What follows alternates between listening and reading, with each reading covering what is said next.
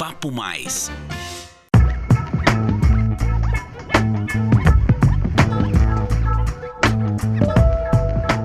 Olá pessoal, seja bem-vindo ao segundo episódio do podcast Papo Mais, o podcast da CISP que traz tendências e novidades de finanças, negócios, economia e tecnologia. Meu nome é Bruno Gerlin e no episódio de hoje nós falaremos sobre o tema varejo e negócios. Quais os rumos no mundo pós-Covid. E para discutir o assunto nesse contexto, nós trouxemos o Eduardo Terra, que é presidente da Sociedade Brasileira de Varejo e Consumo, para participar desse papo com a gente. Eduardo, bem-vindo. Obrigado por aceitar o nosso convite e estar aqui com a gente hoje. Bom, obrigado, Bruno. Obrigado a todos da CISP, essa iniciativa do podcast Papo Mais. Vai ser uma honra, um prazer estar dividindo um pouquinho do conhecimento e das informações que eu tenho sobre varejo, mercado de consumo e um pouquinho das perspectivas com vocês aqui.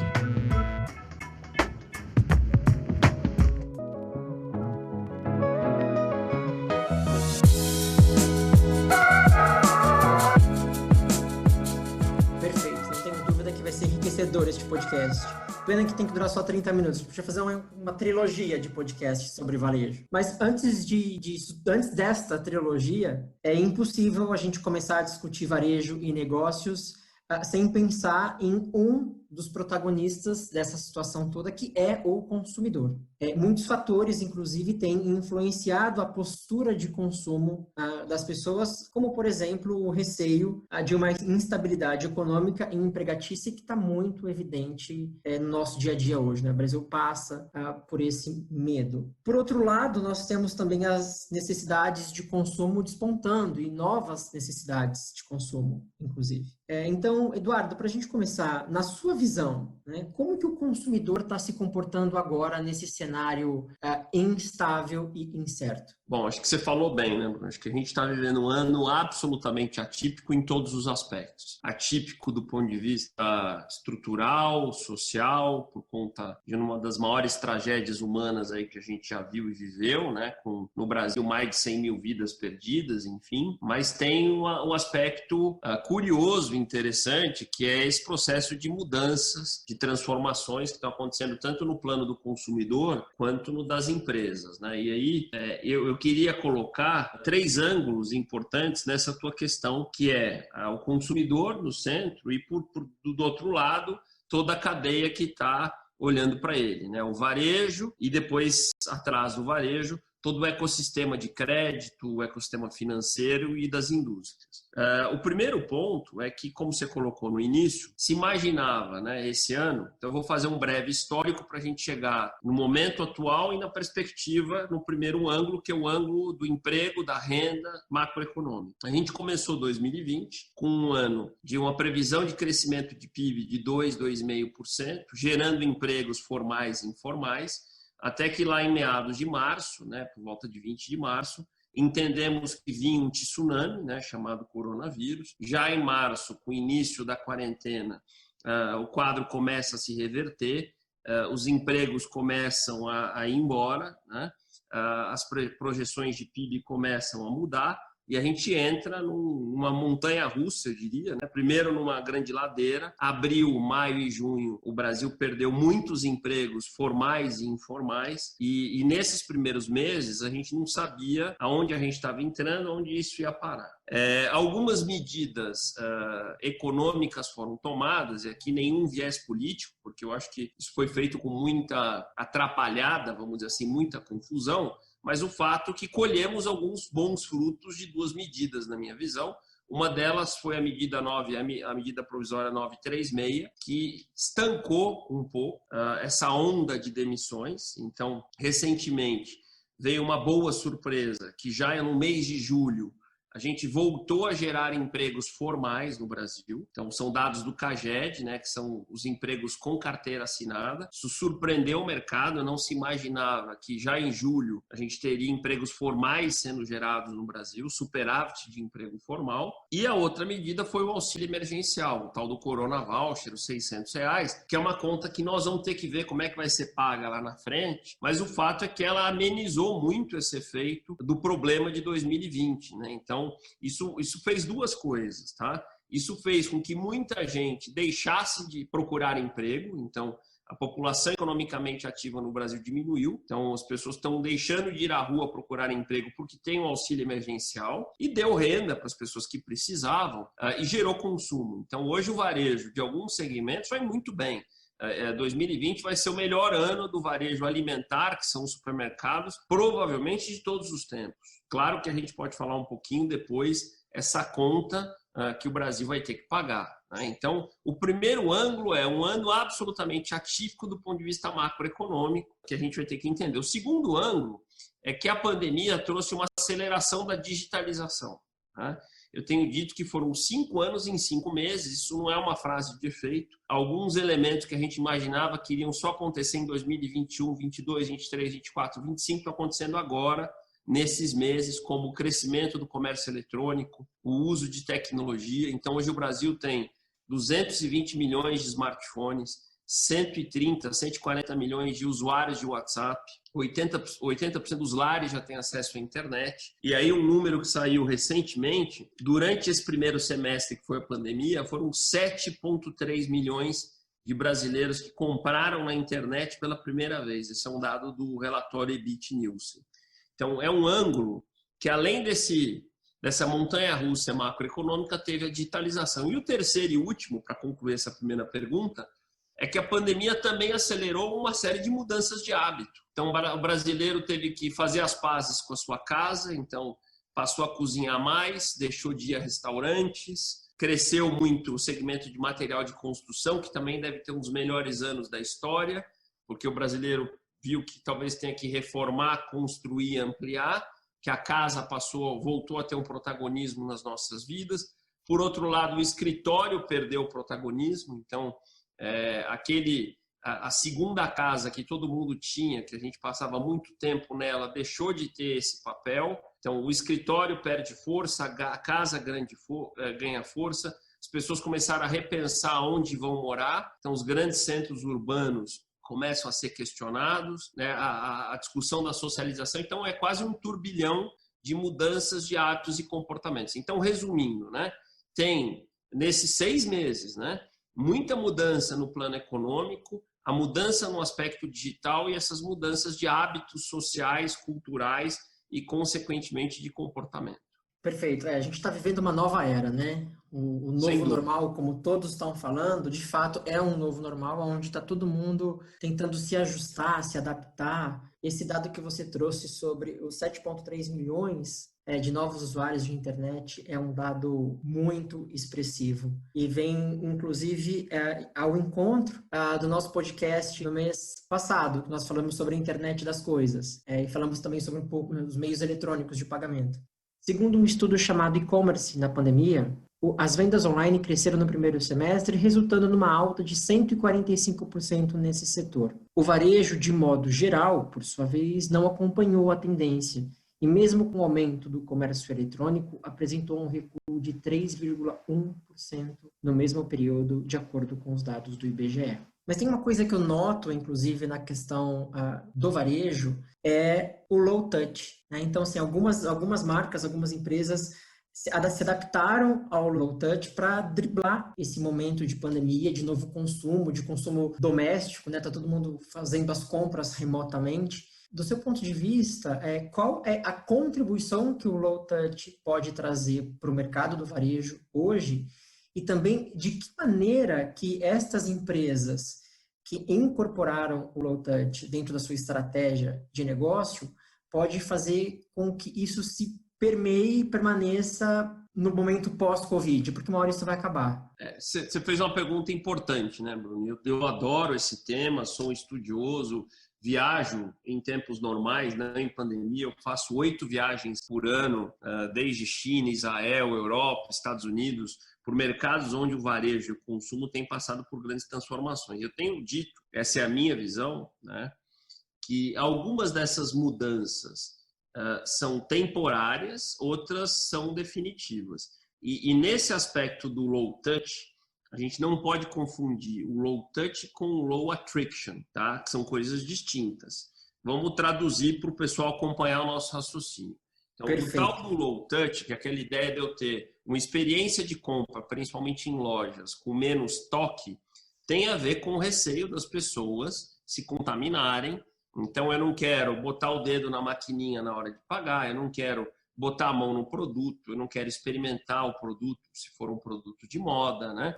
Porque existe quase um pânico de contaminação. A gente está ainda, né, em pandemia, e todo o aspecto higiênico, sanitário, ele é crítico. Então, o aspecto do touch, do toque, tem muito a ver com o momento pandemia, que eu espero, você espera, todo mundo espera, que vá acabar, né? Ou por si só, ou por vacina, mas vamos imaginar que nos próximos 6 meses isso acabou. Então, a questão do low touch, ela é temporária na minha visão. Isso não pode ser confundido com low attrition. O que é o attrition?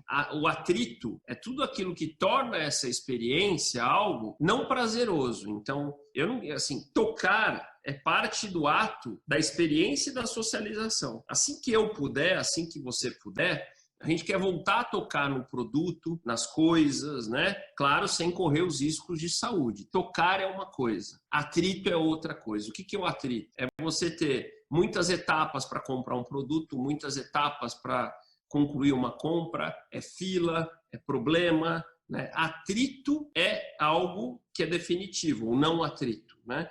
Então, uma experiência de compra no attrition ou low attrition, essa é uma tendência definitiva. No touch ou low touch é uma tendência temporária. Por quê? Como eu, você e todo mundo que nos escuta aqui no podcast do Papo Mais, né, aprendeu, e esse número que eu trouxe dos 7,3 milhões que se juntaram aos demais e hoje formam 41 milhões de brasileiros que compram online, hoje a gente tem a opção cada vez mais de comprar um item de supermercado, de farmácia, pedir uma comida no restaurante pela internet. Se a experiência de ir à loja for uma experiência difícil, com atrito, qual vai ser a nossa decisão? Usar os canais digitais. Por isso que esse varejo sem atrito é um varejo que vai ter que avançar e assumir isso como algo definitivo.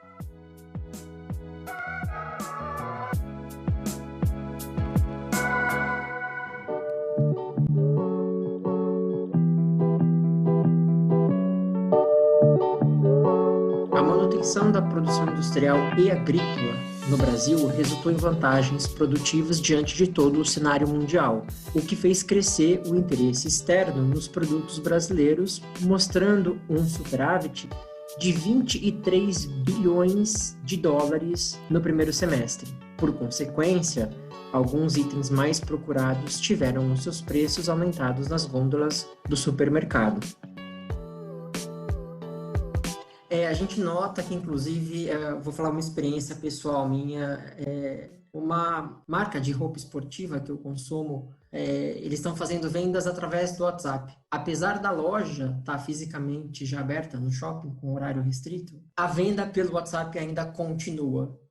Eu tenho a sensação de que as marcas que optaram pelo cross-media, né? Ou seja, quando eles deixam disponíveis serviços, produtos e experiências nas diversas mídias como modo de negócio, como modelo de negócio, tende a ficar como uma das estratégias. Total razão. O WhatsApp e as redes sociais como um todo, mas vamos focar o WhatsApp, que é o teu exemplo, eu também vivi muito isso, se tornou a grande ferramenta de conexão entre o varejo físico e o consumidor com medo digitalizado. Ele conectou, ele foi um laço que faltava, né? A verdade é que aquela compra 100% digital, né, onde você entra numa loja www.algumacoisa.com.br, ela não é necessariamente o tipo de experiência que todos os brasileiros querem, seja pela idade, seja por N motivos, tá? Então, quando você pega vendedores a partir de uma loja física que ativam consumidores a partir do WhatsApp, que é a maneira com que a gente se relaciona com todos os nossos familiares, amigos e pessoas queridas, e fazem de uma maneira simples, rápida, com pouco atrito, um processo de ativar produtos que você quer, que eu quero, para comprar, aquilo faz todo sentido. Então, o WhatsApp fez com que lojas físicas fechadas ou com consumidores com receio de ir até elas se digitalizassem e se conectassem com esses consumidores que estão em casa. Então, tem um lado da venda online puramente dita, que a gente já falou, e tem um lado daquela venda física que se aproximou desse consumidor digital através de exemplos como a gente citou aqui. Bom, a gente tem falado da mudança de hábito do consumidor, né? E, obviamente, com a mudança do hábito, e no momento de pandemia que a gente está atravessando, existe também uma questão que é a confiança do consumidor, né? Em relação à inadimplência, ao endividamento dessas famílias. Do seu ponto de vista, Eduardo, qual é a expectativa para que a gente volte a ter um pouco de respiro no comprar as nossas coisas e honrar os pagamentos? Eu acho que a gente tem que olhar isso por segmentos de consumidor e por segmentos também de varejo e no tempo. Eu vou explicar melhor o meu raciocínio. E, de novo, a gente tem que voltar naquela linha do tempo de 2020 da pandemia. Quando a pandemia veio, março, a confiança despencou, então as pessoas, de uma maneira geral, pararam de comprar, principalmente compras que geram dívida, bens de consumo duráveis e semiduráveis. Então, isso em março e abril caiu muito, a não ser a reposição de uma geladeira, de uma televisão, de um item que, de fato, para a pandemia seria importante, freezers, porque se imaginava que todo mundo ia perder o emprego, não haveria renda e, portanto, ninguém iria se endividar. Só que o que aconteceu, como eu já relatei, é que veio uma enxurrada de dinheiro não esperado. Foi o maior programa de distribuição de renda que o Brasil já viu, número para todo mundo entender. Neste momento, nós estamos falando aqui no finalzinho de agosto, 41% das casas brasileiras estão recebendo R$ 881 líquidos por mês de auxílio emergencial. Ô Eduardo, mas não é R$ 600 o tal do Corona Voucher? Isso é por pessoa. E muitas vezes tem mais de uma pessoa recebendo em casa. Esse é o dado de uma pesquisa do IBGE chamado PNAD Covid. Então, a média de um domicílio hoje no Brasil que tem recebido isso é R$ 881 e 4 em cada 10 domicílios recebem. Sendo que no norte e no nordeste chega a 6 em cada 10 casas. E sendo que em alguma dessas casas existe o auxílio emergencial, que é federal, e existe ainda verbas municipais e estaduais. Então, a partir de abril, principalmente maio, houve a distribuição da renda e não tinha dívida. Então, o que aconteceu? As parcelas eventualmente em atrasos e as correntes foram pagas, houve uma neutralidade de uma eventual inadimplência, principalmente insolvência. Então, quando você olha as curvas de inadimplência e insolvência, elas não se modificaram, pelo contrário, elas hoje estão boas. E a partir de junho, a confiança volta a subir, porque, como eu coloquei, não houve um movimento de grandes demissões. Julho, voltam as contratações, as pessoas recebendo essa renda. Aí a gente precisa falar um pouquinho dos próximos meses, tá? Quer dizer, o auxílio emergencial, ele acabou, tá? Teoricamente. Com essa amplitude de 65 milhões de brasileiros recebendo R$ 600, acabou. O governo fala em estender, mas para menos gente e com menor valor, certo? O que eu acho correto, né? Você não pode parar isso de repente, nem em valor, nem para todo mundo, mas não dá para sustentar nem nessa quantidade, nem nessa amplitude por mais tempo, porque senão você quebra o Brasil. Então, isso vai mudar. Então, quem estava recebendo esse valor vai receber menos e muita gente que estava recebendo vai deixar de receber. É verdade que muita gente voltou a trabalhar, principalmente os informais, né? Então, o motorista de táxi, o motorista de Uber, uma manicure, pessoas que tinham parado de trabalhar e deixar de ter suas rendas voltaram a ter. Então, a gente vai ter que entender a partir de setembro a volta da economia real funcionando mais ou menos sem aditivos, ou com menores aditivos, e aí entender esse comportamento da inadimplência no primeiro momento e depois da eventual insolvência. Com essa manutenção parcial do auxílio emergencial e o emprego se comportando como parece, sem grandes sobressaltos, eu sou otimista. Eu acho que o segundo semestre nos parece ser positivo. A minha preocupação, nesse momento, começa a ser 2021, porque, querendo ou não, a gente empurrou o problema para o ano que vem. Se o Brasil não fizer 3 coisas, ou pelo menos parte dessas 3 coisas, que é uma boa reforma administrativa, uma reforma tributária e uma agenda de privatizações, porque essas 3 coisas remetem à melhora do quadro fiscal. O quadro fiscal que vai garantir que a gente vai conseguir pagar essa conta desse ano. Se a gente não fizer ou as 3 coisas, ou uma parte importante dessas 3 coisas, a conta deste ano vai vir numa forma de ressaca. Ressaca, leia-se recessão. Recessão, leia-se demissões, diminuição da atividade econômica, e aí sim, essa questão da inadimplência, da insolvência, pode ter um quadro diferente a partir do ano que vem. Então, é engraçado porque as análises remetiam a um 2020 terrível, com uma melhora em 2021. E o que está aparecendo é que 2020 não será um ano tão ruim, pelo menos para muitos setores. Claro que para segmentos como eventos, turismo, é terra arrasada, pelos motivos que a gente já sabe, mas para muitos segmentos tem sido um ano praticamente espetacular. Mas há um ponto de preocupação, sim, para 2021 por conta desse quadro fiscal. A gente está fazendo um déficit fiscal recorde por conta dessa necessidade de socorro a muitas famílias brasileiras. Fica a reflexão, né? Uma hora a conta vai chegar. Exatamente. E vai ter que bater. Temos que criar condições de pagá-la. Né? E tem condições de fazer isso desde que a gente faça essa lição de casa. Perfeito. Eduardo, dentro da CISP, nós temos alguns segmentos do varejo que a gente atende diretamente com o nosso negócio, né? Que são alimentos, bebidas, produtos de higiene pessoal e cosmético, papel e papelaria, eletroeletrônicos, utilidades domésticas e produtos de limpeza. É correto, por exemplo, dentro da nossa análise, a gente classificar estes segmentos dentro do varejo essencial? Sim, sim. Mas existem diferenças entre eles por conta desse novo normal que a gente está vivendo. Eu vou dar alguns exemplos. Alimentos. O que aconteceu? A gente mudou completamente a nossa forma de viver. A gente parou de ir a restaurantes, estamos começando a voltar agora. As crianças pararam de se alimentar nas escolas. Então, há uma mudança completa da cadeia de valor de alimentos. Então, por isso que os supermercados crescem, porque a gente gasta mais na nossa famosa compra do mês ou compra da semana quinzenal. Então, o almoço vai mais coisa, o jantar vai mais coisa, porque quem tem família, as crianças almoçam e jantam em casa, os adultos ainda almoçam, é mais gente comendo em casa, menos gente comendo na escola e nos restaurantes. Esse é um exemplo. Mesma coisa para bebidas.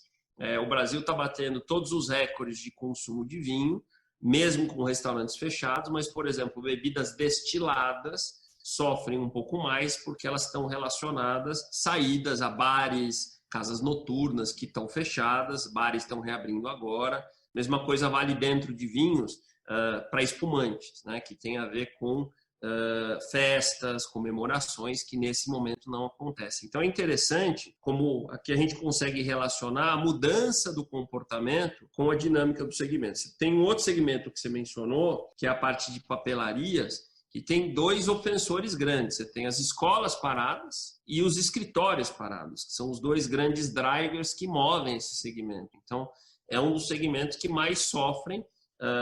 As casas, as residências não conseguem absorver uma demanda, por mais que a gente também tenha consumo dessa categoria nas residências, é diferente do consumo que se tem na escola e nos escritórios, né? Então, é interessante, assim, nunca houve tanta mudança dentro dos segmentos como em 2020 por conta de toda uma mudança sociocultural, econômica que a gente está vivendo.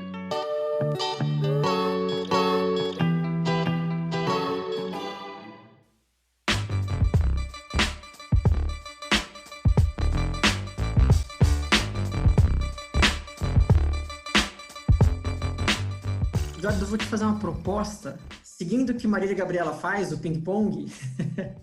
Vamos lá. Vamos fazer um ping-pong com os nossos segmentos, com os segmentos que a gente atua, com um brief só da sua perspectiva para os próximos meses, sobre utilidades domésticas.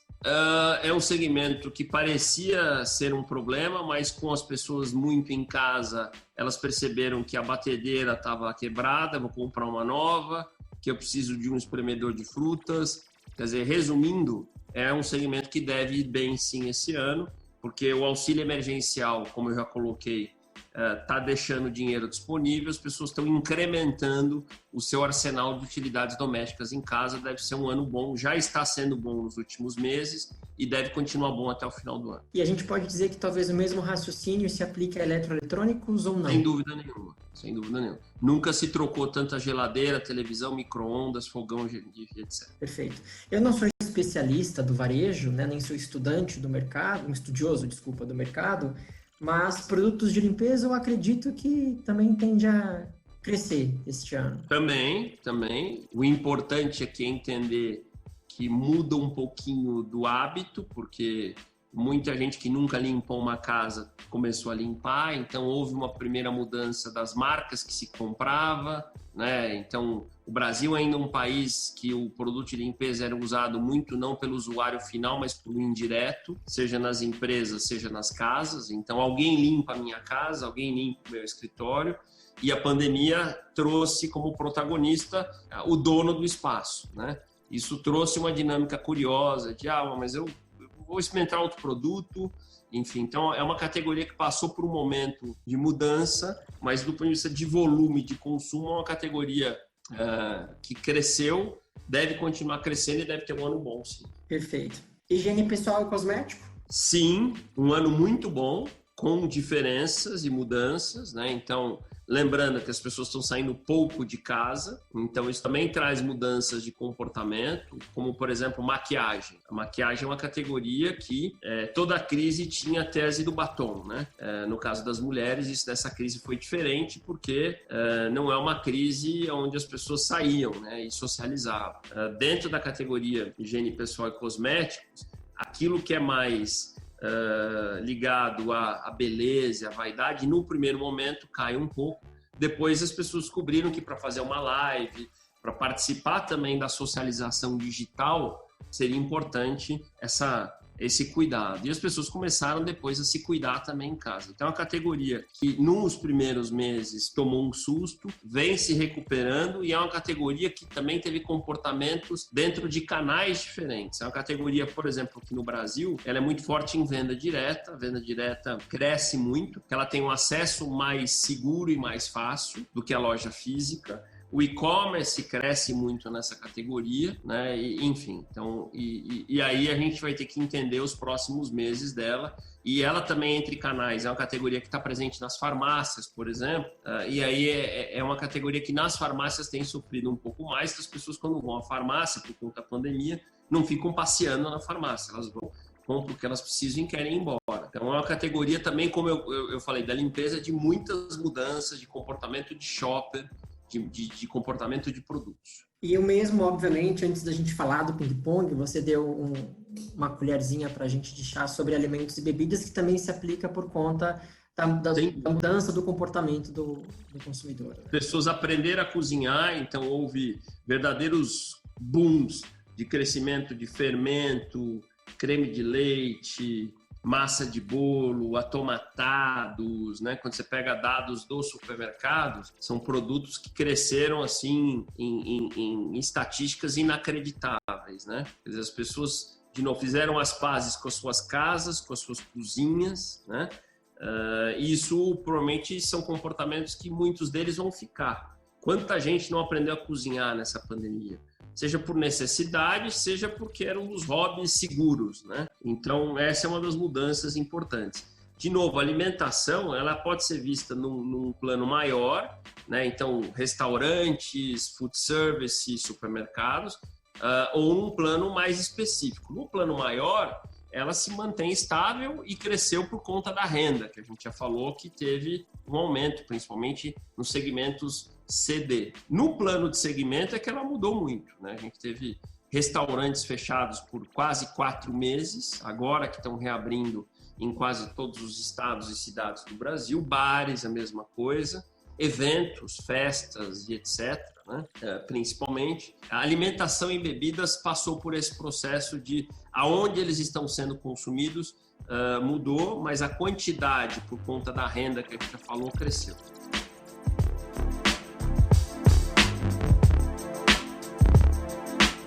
Em 2019, fechou o ano com um crescimento de 6,4% no varejo, o que representou um faturamento de quase 379 bilhões de reais. Em 2020, para esse ano, o contexto de pandemia fez essa tendência positiva diminuir, obviamente, mas a estimativa de fechamento do ano é de aumento de 1% em relação ao ano anterior, de acordo com a 43ª edição do ranking da Associação Brasileira de Supermercados, a ABRAS.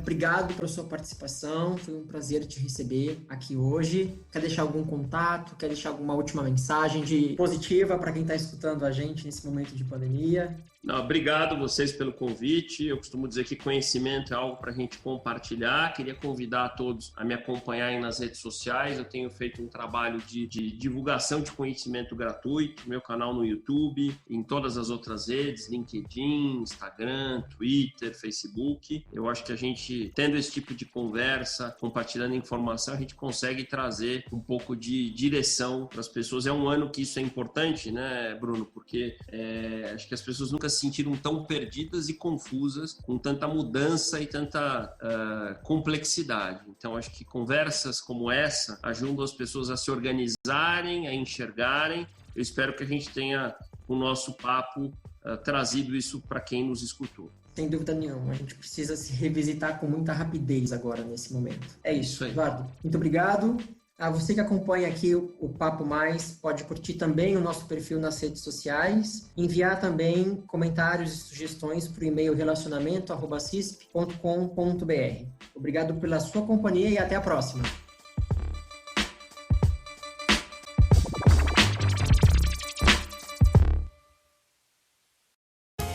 Você ouviu Papo Mais, podcast da CISP.